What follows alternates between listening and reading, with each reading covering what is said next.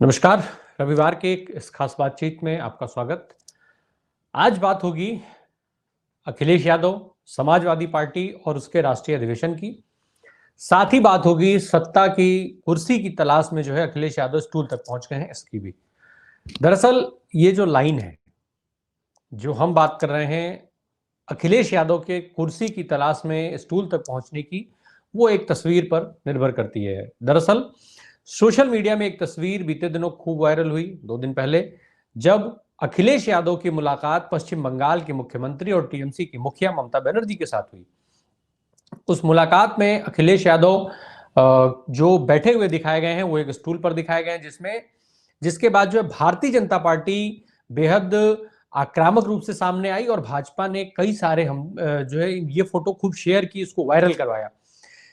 आपको याद दिलाते चलें कि केशव प्रसाद मौर्य और डॉक्टर दिनेश शर्मा जैसे नेताओं की उत्तर प्रदेश में स्टूल पर बैठे हुई फोटो में आई थी पहले, जिसको लेकर के अखिलेश अक्सर कमेंट किया करते हैं, उनके ऊपर जो है वो टोंटबाजी किया करते हैं। इसी के चलते भाजपा ने और ज्यादा जो है इस मौके का फायदा उठाना जरूरी समझा। बहरहाल बात करते हैं मुद्दे की। समाजवादी पार्टी के राष्ट्रीय अधिवेशन जो है 2 दिनों का, वो पश्चिम बंगाल की राजधानी कोलकाता में चल रहा है। मैरियट होटल में वहां पर कार्यक्रम चल रहा है, जिसमें समाजवादी पार्टी जो आने वाले विधानसभा चुनाव हैं कुछ प्रदेशों के, इसके साथ साथ साल 2024 में होने वाले लोकसभा चुनाव की रणनीति बनाने का काम कर रही है। इसके पहले शुक्रवार को अखिलेश यादव की मुलाकात पश्चिम बंगाल के मुख्यमंत्री ममता बनर्जी के साथ हुई और इस मुलाकात के बाद जो घोषणा हुई वो ममता बनर्जी का पहला यू टर्न था। दरअसल कुछ दिनों पहले ही ममता बनर्जी ने इस बात का अनाउंसमेंट किया था कि वो टीएमसी जो है अकेले चुनाव लड़ेगी लोकसभा का। अब टीएमसी ने यह घोषणा कर दी है कि वो अखिलेश यादव के साथ मिलकर के चुनाव लड़ने जा रहे हैं। तो 2024 के लोकसभा चुनाव के पहले ममता बनर्जी का ये पहला यू टर्न जो है वो बिल्कुल साफ सुथरे रूप में सामने आ चुका है। वहीं दूसरी तरफ अखिलेश यादव जो लगातार कई बड़े नेताओं से मिलने का काम कर रहे थे, पश्चिम बंगाल में जाकर के उन्होंने राष्ट्रीय अधिवेशन करने का निर्णय लिया था। इसका लाभ फिलहाल उनको मिलता हुआ दिखाई दे रहा है, वो ममता के पाले में जाकर के बैठ गए हैं। अब बात शुरू हो गई है तीसरे मोर्चे की। बता दें कि लगातार विपक्षी एकता की बात हो रही थी, विपक्ष को एक मंच पर लाने की बात हो रही थी, भारतीय जनता पार्टी को एक मंच पर ला करके हराने की बात हो रही थी। उसमें ममता बनर्जी ने सबसे पहले सेंध मारी की। उसके बाद अब अखिलेश यादव भी उसी रास्ते पर बढ़ते हुए फिलहाल दिखाई दे रहे हैं, यानी तीसरे मोर्चे की बात जो है वो कहीं ना कहीं उसकी नींव पड़ चुकी है और उस पर अब इमारत बनना भी शुरू हो चुकी है। ममता बनर्जी ने जो बात कही, ममता बनर्जी ने कहा कि बीजेपी और कांग्रेस एक ही है, इसीलिए हम जो है वो अलग चुनाव लड़ेंगे, अलग राह अपनाएंगे। अक्सर ये बात होती रहती है, भारतीय जनता पार्टी चाहे कांग्रेस कई दलों का नाम लेकर के कहती रहती है कि भाजपा की बी टीम है। अब ममता बनर्जी ने ही कांग्रेस को बी टीम बना दिया है भारतीय जनता पार्टी का। उन्होंने स्पष्ट ये कर दिया है कि जो बीजेपी और कांग्रेस जो है वो एक हैं, एक दूसरे के लिए चुनाव लड़ते हैं। इसका ये जो विवाद है ये कोई नया नहीं है। अभी कुछ दिन पहले भी जब कांग्रेस की तरफ से त्रिपुरा के इलेक्शन में ममता बनर्जी की पार्टी पर प्रहार किया गया था, तो ममता बनर्जी की पार्टी की तरफ से भी इस चीज का जवाब आया था कि क्या उसके जवाब में ये सवाल कांग्रेस से पूछा गया था कि क्या जो पश्चिम बंगाल का इलेक्शन हुआ विधानसभा का, उसमें कांग्रेस जो लड़ी वो भाजपा को जिताने के लिए लड़ी थी, क्योंकि कांग्रेस ने आरोप लगाया कि गोवा में ममता बनर्जी की पार्टी जाकर के लड़ी, जिससे कांग्रेस को हारना पड़ा। वैसे त्रिपुरा के लिए भी कांग्रेस ने कहा कि वहां भी ममता बनर्जी चुनाव लड़ने, उनका कोई फायदा नहीं होगा। हालांकि ममता बनर्जी का फायदा होना हो कांग्रेस का, तो जरूरत से ज्यादा नुकसान हुआ और कांग्रेस के उस नुकसान में ममता बनर्जी का फिलहाल कोई योगदान दिखाई नहीं देता है। जो 3 राज्यों के पूर्वोत्तर में 3 राज्यों के चुनाव हुए थे, अभी जो परिणाम आए थे। अब ममता बनर्जी का ये नया दावा कि कांग्रेस और भाजपा एक ही है, वो लगातार इस तरीके की चीजें कह रही हैं, जो हालांकि देखा जाए तो जो विपक्षी एकता की बात थी उसकी सबसे ज्यादा वकालत जो है ममता बनर्जी ने ही शुरुआत की थी उसकी, तब जब 2022 में राष्ट्रपति का चुनाव होना था।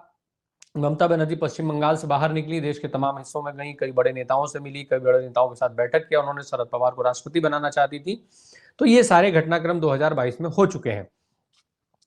अब हम आपको ये बता दें कि जो तीसरे मोर्चे की बात हो रही है वो कितनी महत्वपूर्ण है, कितनी सीटों पर उसका प्रभाव हो सकता है और उसकी क्या जो सियासत को वो कैसे जो है वो आगे बढ़ाएगी, क्या प्रभाव उसका पड़ सकता है। इन सब में जो सबसे बड़ा सवाल है वो सवाल ये है कि ममता बनर्जी की जो चाल है, इस चाल से फायदा किसका होगा, भारतीय जनता पार्टी का या फिर कांग्रेस का।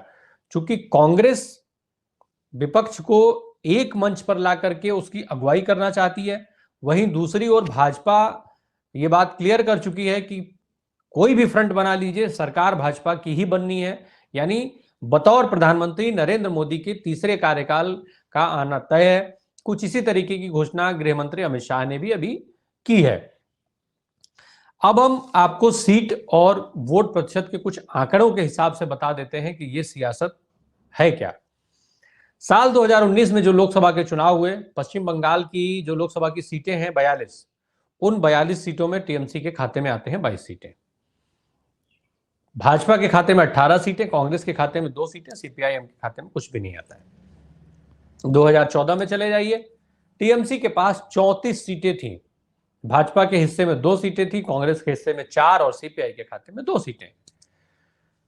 12 सीटों का नुकसान टीएमसी को साल 2019 के चुनाव में उठाना पड़ा था। 2014 में पहली बार भाजपा को जीत मिली, बतौर प्रधानमंत्री नरेंद्र मोदी ने केंद्र की सत्ता संभाली। 2019 में फिर एक बार मोदी सरकार के नारे के साथ भाजपा चुनाव मैदान में उतरी और ममता बनर्जी का मजबूत गढ़, टीएमसी का मजबूत गढ़, ये माना जा रहा था कि पश्चिम बंगाल में भाजपा को कोई सफलता नहीं मिलेगी। उस पश्चिम बंगाल में जो है 18 सीटें भारतीय जनता पार्टी लेकर के आती है। 12 सीटों का नुकसान ममता बनर्जी को होता है, जबकि भाजपा को 16 सीटों का फायदा मिलता है। कांग्रेस को भी खूब नुकसान होता है। इसके अलावा सीपीआई को जो कम्युनिस्ट पार्टी का था उसका बिल्कुल सुपड़ा साफ हो जाता है। तो ये एक बड़ा परिवर्तन जो है 2019 के चुनाव में देखने को मिला था। इसके बाद जब इलेक्शन होते हैं विधानसभा के, तो भी खूब जोर शोर से भारतीय जनता पार्टी चुनाव लड़ती है और भाजपा को उसमें भी वोट प्रतिशत के हिसाब से फायदा देखने में मिला था। अब हम वोट प्रतिशत पुराने की बात कर लें, जिन आंकड़ों की तुलना कर रहे हैं उसकी बात कर लें, तो साल 2014 के लोकसभा चुनाव में जिस टीएमसी के पास 29.05% वोट था, उस टीएमसी के पास 2019 के लोकसभा चुनाव में 43.69% वोट आया। वहीं भाजपा की बात कर लें तो 17.02% वोट 2014 में मिला था भाजपा को और 2019 के चुनाव में 40.64% वोट वही भाजपा पाती है। एक इतना बड़ा अंतर उस 5 साल के कार्यकाल के बाद भाजपा के लिए निश्चित तौर पर बहुत बड़ा बूस्टर डोज साबित हुआ। उसी बूस्टर डोज के सहारे भारतीय जनता पार्टी ने ममता बनर्जी के सामने ताल ठोंका जब विधानसभा का चुनाव आया। उस विधानसभा चुनाव में भले ही भाजपा सरकार नहीं बना पाई हो, पर जो ममता बनर्जी की पार्टी थी उसकी कहीं ना कहीं नींव हिला दी गई। अब ममता बनर्जी कांग्रेस की से दूर भाग रही हैं, अखिलेश यादव ममता बनर्जी के पीछे चल रहे हैं। इसकी भी गणित थोड़ी सी समझ लीजिए। साल 2022 में जब राष्ट्रपति पद का चुनाव होना था, जिसका जिक्र हमने अभी पीछे किया था, उस समय ममता बनर्जी पूरे जोर शोर से भारत में कई राज्यों में गई, कई नेताओं से मिली। शरद पवार को राष्ट्रपति बनाने के लिए शरद पवार को वो उम्मीदवार बनाना चाहती थी। शरद पवार बड़े खिलाड़ी हैं, उन्होंने इससे इनकार कर दिया, जिसके बाद उन्होंने अपनी पार्टी से यशवंत सिन्हा जी को चुनाव लड़वाया। चुनाव में हार का सामना करना पड़ा। चुनाव के पहले ही जब भाजपा ने आज जो वर्तमान में राष्ट्रपति हैं द्रौपदी मुर्मू, उनके नाम का जब ऐलान कर दिया था, तो ममता बनर्जी ने सार्वजनिक बयान दिया कि अगर भाजपा बता देती कि वो आदिवासी समाज की एक महिला को उम्मीदवार बनाने जा रही है तो टीएमसी जो है उनका समर्थन करती। इसके पहले कई सारे और घटनाक्रम हो चुके थे। वहां पर लगातार ममता बनर्जी के ऊपर दबाव था, छापेमारी का, जांच का। जो एजेंसियां थी, कोयले घोटाले से लेकर के तमाम घोटालों में नाम थे। कई ऐसे मंत्री उनकी सरकार में थे जिनका नाम कई घोटालों में चल रहा था। बाद में कुछ के यहां जांच भी हुई, जिसका हम बहुत बार जिक्र कर चुके हैं, उसमें हम नहीं जाएंगे। कई मंत्रियों के यहां जांचें हुई, मंत्रियों के सहयोगियों के यहां जांचें हुई, करोड़ों रुपए बरामद हुए, तमाम जो है सोना चांदी बरामद हुआ। इसके बाद ममता बनर्जी का जो रवैया था जो तेवर थे वो पूरी तरीके से शांत हो गए और वो जो तेवर ममता बनर्जी का था वो पूरे बदले हुए देखे गए। अब ममता बनर्जी की स्थिति यहां तक पहुंच चुकी है कि वो गैर कांग्रेसी संगठन बनाने में अग्रसर हो गई हैं। गैर कांग्रेसी संगठन बनाने की भूमिका वो बना रही हैं। इसके लिए कांग्रेस पर चाहे जो भी इल्जाम वो लगा रही हैं, उसके जो भी कारण हो। अब हम आपको विस्तार पूर्वक ये बता दें कि ममता बनर्जी साध कैसे रही हैं लोगों को। दरअसल ममता बनर्जी का फोकस है 6 राज्यों पर, मतलब 5 राज्यों पर, बंगाल को लेकर के 6 राज्यों पर। उसमें जो मेन फोकस है वो है दिल्ली, जिसमें दिल्ली और पंजाब मिला करके देखिए आम आदमी पार्टी पर वो फोकस किए हुए हैं। तेलंगाना, टीआरएस जो अब बीआरएस हो चुकी है, उस पर फोकस किए हुए हैं। इसके बाद वो ओडिशा पर वो उन्होंने फोकस कर रखा है। ओडिशा में 23 तारीख को वो जा रही हैं, नवीन पटनायक जो मुख्यमंत्री हैं उनसे मुलाकात करने के लिए, बीजेडी को साधने में लगी हुई हैं। उत्तर प्रदेश में वो समाजवादी पार्टी के सहारे जो है अपने को स्थापित करने में लगी हुई हैं। और इसके अलावा कर्नाटक का चूंकि चुनाव होना है विधानसभा का, तो वो जेडीएस को भी अपने साथ जोड़ना चाहती हैं। यानी ये जो है 6 दलों का संगठन जो फिलहाल कांग्रेस और भाजपा किसी भी तरफ जाते हुए दिखाई नहीं दे रहे हैं। ये जो सारे नाम हैं, चाहे वो आम आदमी पार्टी हो, बीजेडी हो, आरजेडी, बीजेडी हो, समाजवादी पार्टी हो, जेडीएस हो या बीआरएस हो, ये जो दल हैं वो फिलहाल ना तो भाजपा के साथ जाते हुए दिख रहे हैं, ना कांग्रेस के साथ जाते हुए दिख रहे हैं। ऐसे में ममता बनर्जी के लिए ये दरवाजे खुले हुए हैं कि वो तीसरे फ्रंट की बात करें और इन दलों को अपने साथ जोड़ करके खुद को मजबूत स्थिति में खड़ा करें। एक चीज और है, एक तरफ जहां तेलंगाना के जो मुख्यमंत्री हैं केसीआर, उनको उनकी पार्टी के लोग बतौर प्रधानमंत्री चेहरा स्थापित करना चाहते हैं, तो वहीं दूसरी तरफ टीएमसी से ममता बनर्जी का नाम भी खूब चलता है। आगे तीसरे मोर्चे में एक सबसे बड़ी बाधा जो देखने को मिलेगी वो ये मिलेगी। अब हम बात कर लेते हैं कि आखिर ये सारे जो दल हैं वो कांग्रेस से भाग क्यों रहे हैं, किन आरोपों के साथ कांग्रेस को किनारा करने की तैयारी कर रहे हैं। कांग्रेस आखिर किनारे की कैसे जा रही है। भाजपा के खिलाफ जिस विपक्षी एकता की बात हो रही थी, जिस विपक्ष के एकजुट होने की बात हो रही थी, उसका आधार कांग्रेस को माना जा रहा था। तमाम जो राजनीतिक विश्लेषक हैं वो मान रहे थे कि कांग्रेस के बिना विपक्षी एकता संभव नहीं है और कांग्रेस ही उनको जो है वो लीड करेगी। अब इसमें जो सबसे बड़ा व्यवधान हो रहा है वो है सीटों का बंटवारा। सीटों के बंटवारे में जब कांग्रेस चूंकि राष्ट्रीय पार्टी है, तो ऐसे में वो अपने लिए ज्यादा सीटें चाहती है। वहीं दूसरी ओर उसका जो जनाधार है वो एक सबसे बड़ा माइनस पॉइंट है।